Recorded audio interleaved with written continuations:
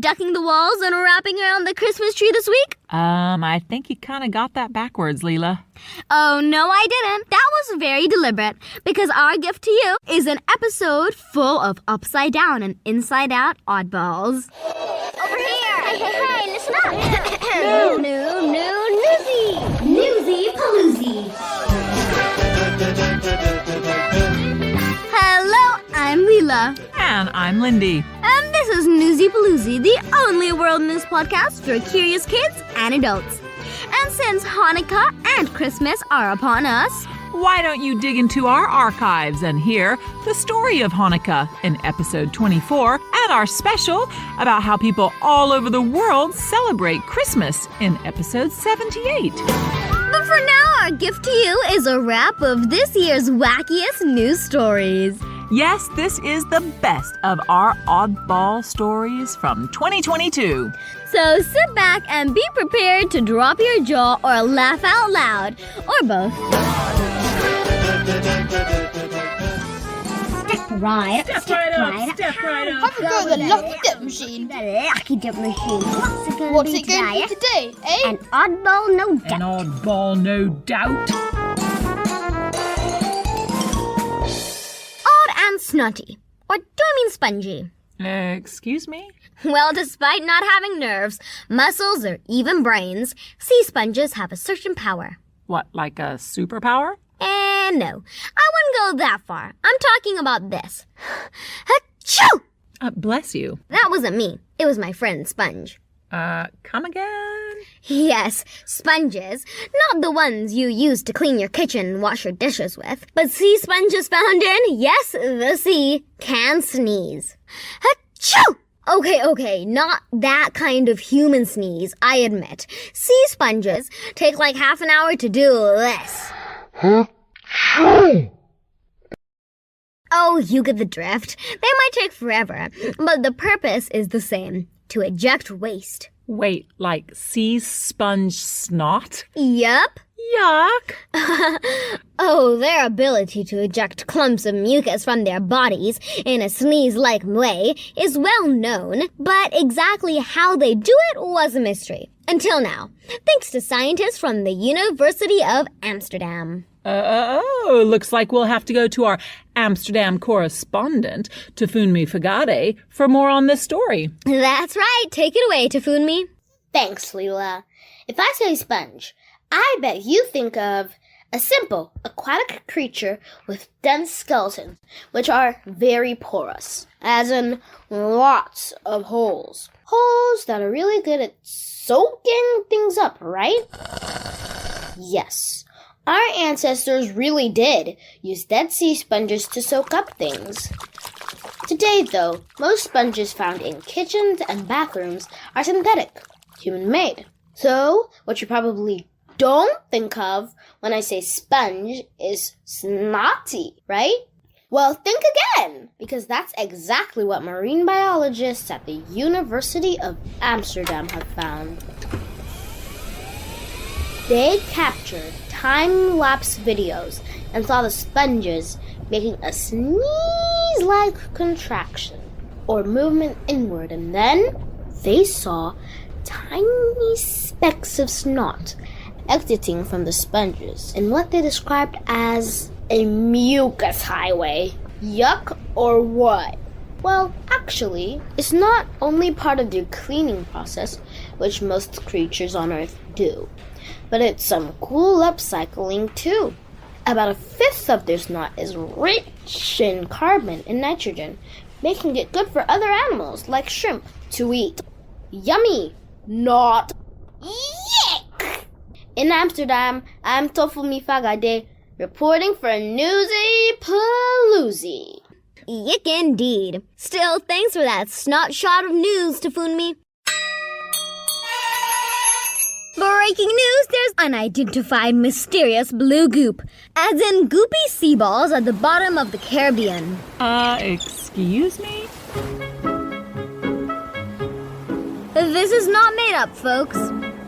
Unidentified blue goo creatures are mystifying scientists after they spotted the motionless blobs on the seafloor near the Virgin Islands. Not just one, but several. You want to know what they look like? Well, imagine one of those stress relief balls with soft, spiky bumps all over it. But you know, gooey.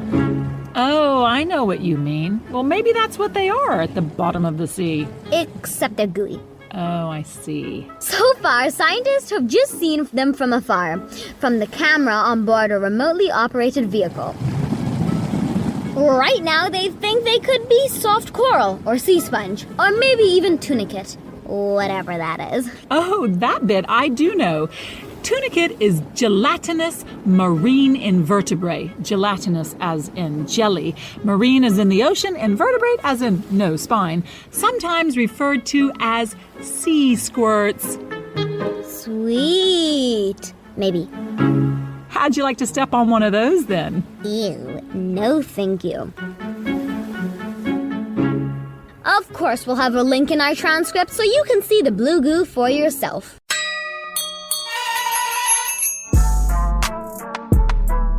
If I say Cocoa Pops, soy sauce, Polo Mints, mayonnaise, ketchup, and Heinz baked beans, what do you say? I'd say you're really hungry. Well, yes, come to think of it, I am. But no, wrong answer. Okay. I'd say you're making a grocery list so we can restock the pantry. Wrong again. Think heat wave summer and food you need to cool down. Snow cones, slushies, sorbets, ice creams, but... Bingo! Ice creams indeed.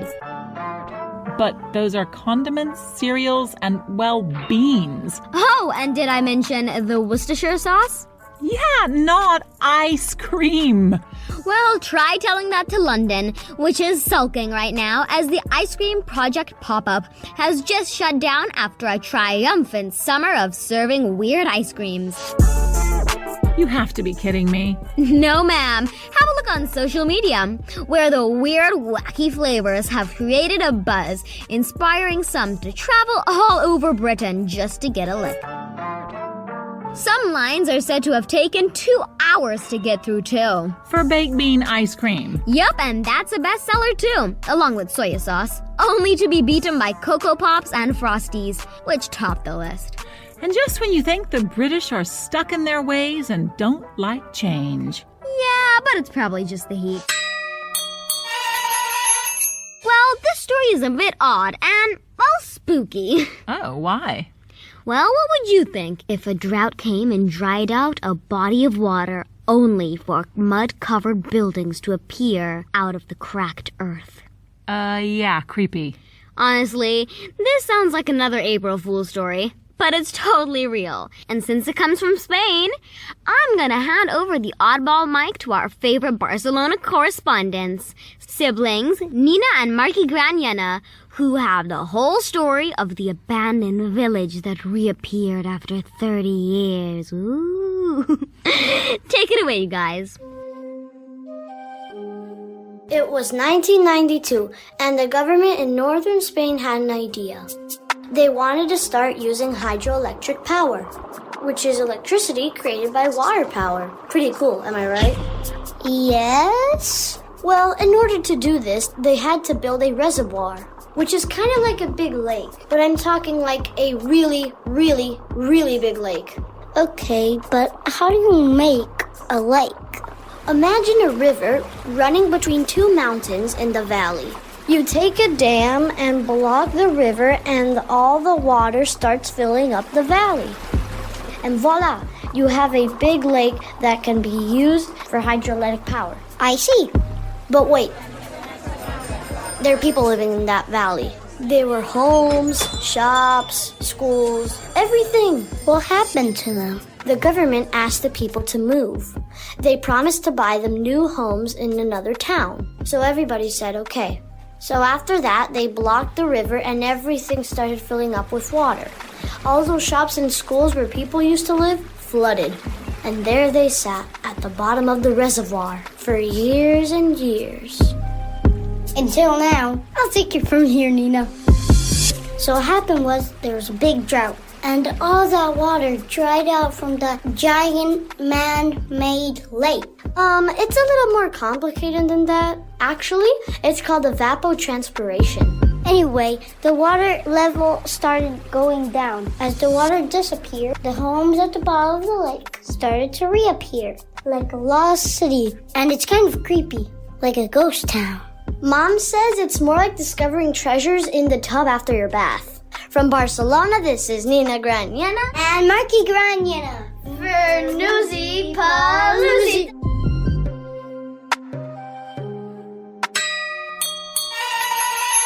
It's an odd story with an even odder update. Oh, is it top-up time? Yep, but first we're gonna replay the story we did way back in the autumn of 2020 in episode 16. Oh, yay. We get to hear your sweet younger voice right now. This story is about some very dumb art thieves. Yeah, I mean, if you're going to steal high art, it's a good idea to know what it is and how much it's worth. Indeed. This robbery took place in the island city of Hong Kong, just off the coast of China, in broad daylight. The thieves walked into an apartment building, pulled open an iron gate, and burst through the wooden door to get inside. Within 2 hours, the burglars walked out with $500 million worth of antique stamps, coins, and scrolls with fancy calligraphy writing. The thieves knew the apartment belonged to Fu Chunjiao. He's a well-known collector of stamps and art produced during the Communist Revolution last century. The thieves also seemed to know he wasn't at home, but he was on the mainland of China because of the coronavirus pandemic. What they didn't know was how valuable their booty was. And so when they went off to sell their stolen treasure, well, they didn't think twice about cutting the most prized possession in half. It was a valuable piece of calligraphy written by the famous revolutionary leader and founder of Communist China, Chairman Mao. The thieves clearly didn't know how precious it was. They just thought it was too long to hang up. And so snip, snip, snip.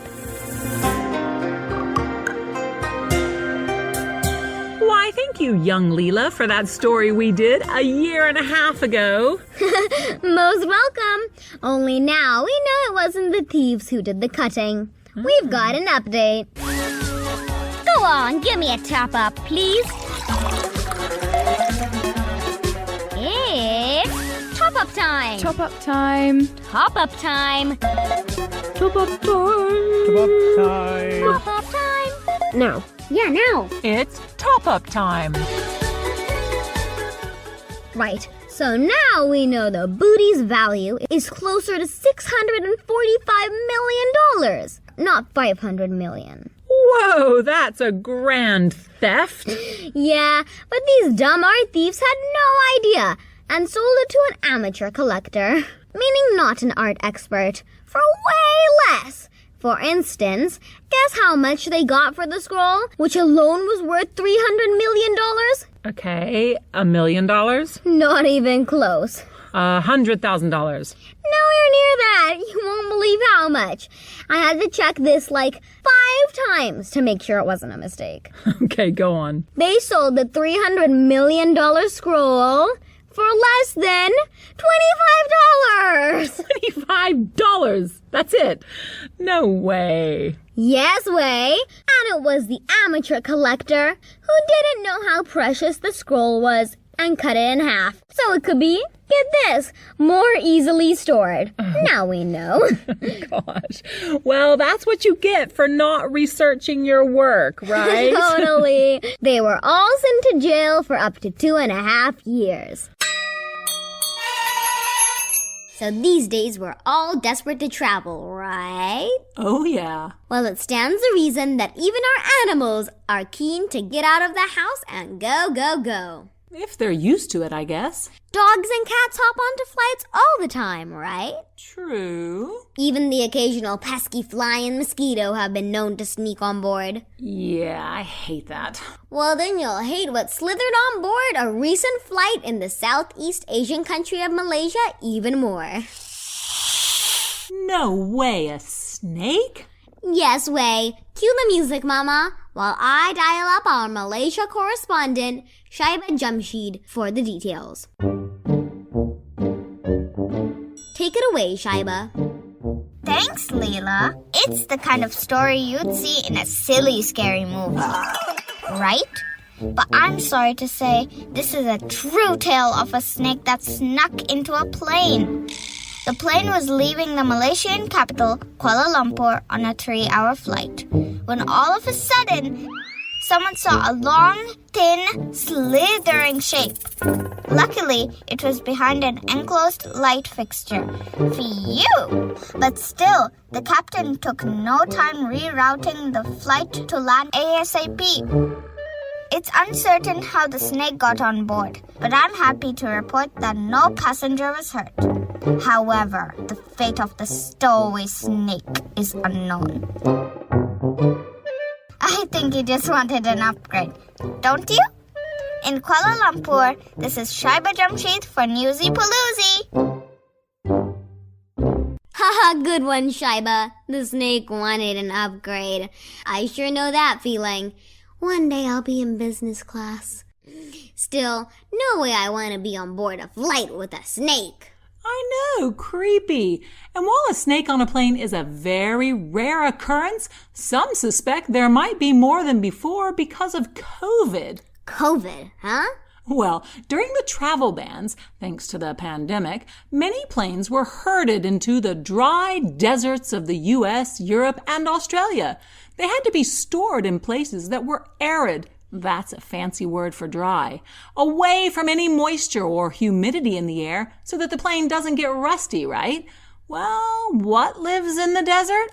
Snakes! Right. And for a while, engineers have been dusting off aircraft, testing engines, and using a very fancy wheel whacker to scare away the slithery reptiles who love to curl up around the warm rubber tires, around the plane's wheels and brakes. I see. But what is a wheel whacker? Oh, it's a very high-tech device for whacking wheels.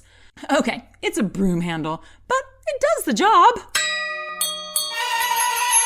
Anyone walking across a new bridge in Vietnam is in for an odd and even stomach-churning stroll. Oh, is it stinky? Not stinky, but scary. Possibly downright terrifying. Emphasis on the down bit. I'm so confused.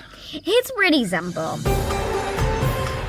The world's largest glass bottom bridge just opened in Vietnam's Son La province. How long is long and what is below? We're talking a stretch of more than 2,000 feet or 600 meters above a very pretty green valley. And when I say above, Yeah? I'm talking about 500 feet or 152 meters. Or put another way, a 50-story high building. Oh yeah, that's not for anyone with some vertigo issues. Vertigo?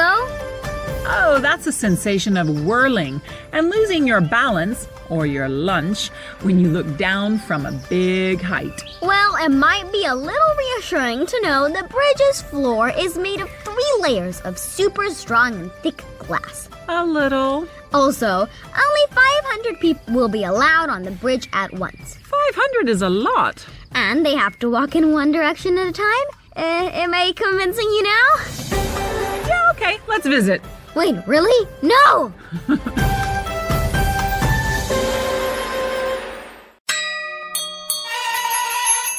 Odd doesn't quite cover the weirdness of this story. Well, we don't call them oddballs for nothing. What's the lucky dip machine spit out this week then? Well, you've heard that phrase. We all need a shoulder to lean on. Oh yeah, so true. That's because it's nice to lean up against a shoulder, right? Yep. Could it also be because shoulders are particularly strong? Well, I don't don't think so. Because as body parts go, the shoulder muscle isn't exactly the strongest. No, that would be the masseter, or the jaw muscle, believe it or not, though it's very debatable. Right. And yet, aren't humans great at doing the impossible? Yes. So imagine a piece of wood, roughly the size and shape of a reading book, placed between your two shoulder blades, otherwise known as your scapula. Attached to this wood is a long rope, and at the other end, it's attached to... wait for it... a car! What? Would you pull down the street? Okay.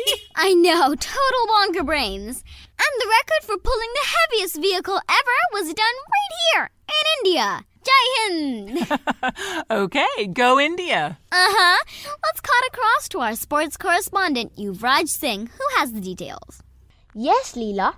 In 2016, 18-year-old Abhishek Chaubey from the Indian state of Madhya Pradesh used his protruding shoulder blades. Protruding means they stick out a lot, to pull a Hyundai accent car weighing 2,358 pounds, which is 1,070 kilograms. For which he was entered into the Guinness Book of World Records. And just 2 weeks ago, Abhishek was at it again, trying to break his own record. But now there's a new shoulder stunner on the block, right? Right. From all the way around the world in the island nation of Cuba, 22-year-old Christian Castellanos claims he's broken Abhishek's Guinness record using his super strong scapulas to drag the slightly heavier 2,425 pound or 1,100 kg vehicle down a street for 25 meters. Whoa! That's not all. He says he's also crushed 82 beer cans between his shoulder blades in 1 minute, beating the Guinness record by 14 cans. But he's still waiting to hear from the Guinness folks whether he'll make it into their book or not. Meowsers! Thanks for those details, Yuvraj. And what's really astonishing about this is both of these guys are what we might call super skinny. It just shows strength is not only about big muscles. So I have a question for you. What is the most expensive thing you've ever bought? My car? Wait, no, duh. A home. Okay, and what's the most you've ever spent on, say, shoes? 800 or 900 rupees. It sounds like a lot in rupees, doesn't it? But that's just about $11 or $12 because I am cheap, as you know. Of course, $12 goes a long way here. I could get a pizza or even two with that here in India. Yeah, okay. But if they were super cool or super trendy designer shoes, you might spend a few $100. Not rupees, right? No. Well, you better buckle up. Or should I say, lace up, mama. 'Cause there's some crazy news you're not gonna believe. Oh, your godmother hasn't bought a pair of Jimmy Choo shoes, has she? No. They cost, what, $1,000 or $2,000? That would be small fry compared to the $352,000 that was recently paid for a pair of Nike's Air Force One shoes. Excuse me? Do they come with exclusive rights to fly on Air Force One? You know, the U.S. president's personal plane?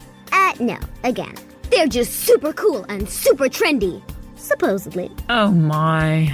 And a limited edition. Well, I should think so for that money. Made specially for the 40th anniversary of the original Nike Air Force One shoes.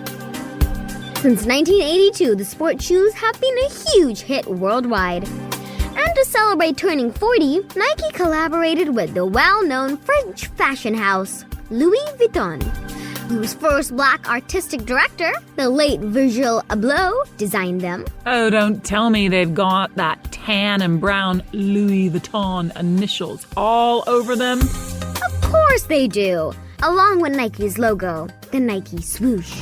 But $350,000? I mean, that's a lot of pizzas. Never mind, books, tuition, school lunches that money could have been spent on, but don't get me started. Or put another way, you could buy about 9 big sport utility vehicles for that money. For one pair of shoes. And the wild thing is... Wait, there's more? Oh yeah, there was an auction of 200 pairs of shoes. 200 people paid that much for shoes. Okay, no, not everyone. $350,000 was the highest bid. And you know how an auction's bidding system works, right? 161, Each bidder offers a certain amount of money that's higher than the previous. Right, so the price gonna go up and up and up as people worry they won't get the item. Sold! Exactly. Actually, though, the organizers, the famous auction house Sotheby, expected the shoes to fetch just around $15,000 each. Just $15,000 each for a pair of shoes? But it was an online auction that went on for nearly 2 weeks, with around 10,000 bids. And not surprisingly, most of the bidders were under 40 years old. But you will be pleased to know that all the proceeds will go to a charitable cause, the Virgil Abloh Scholarship Fund, which supports students of color to take up fashion and design careers. Well, that's something. Yes, it's an auction that touches the soul, wouldn't you say? Get it, soul? Like the one on the back of your shoe? Well, at least we have humor.